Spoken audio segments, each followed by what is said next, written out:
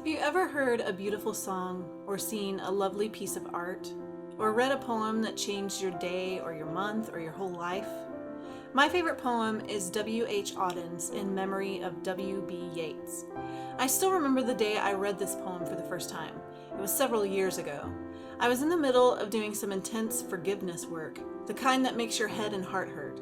His beautiful verses changed my whole perspective. He writes, "Follow, poet, follow right, to the bottom of the night. With your unconstraining voice still persuade us to rejoice.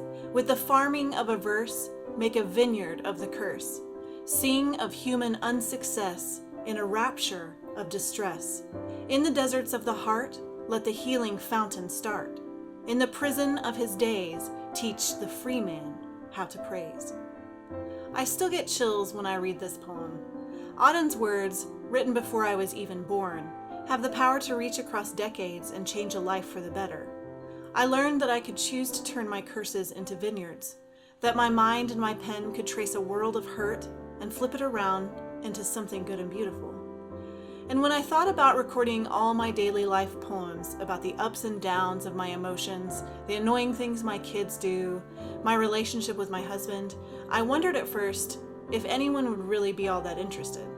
But something I've learned in my years of writing is that when we read an essay or a story or a poem, we will always find a piece of ourselves in it. So when I went back and looked at those poems I'd scribbled in a notebook I thought no one would ever see, I considered how they would resonate with normal people in their everyday lives too. Sometimes we think that the life we're living is so unique and unusual, and it's true that our circumstances and the people in our lives and our reactions to our relationships and events around us are all unique. But underneath all that, we are more alike than we know. We find ourselves in each other. I hope that when you read This Is How You Know, you will find a piece of yourself. I hope you'll feel less alone. I hope you'll know that while our roads may look 1,000 times different, we are, deep down, the same. Just humans trying to love well and find community and live this one life for the greatest good.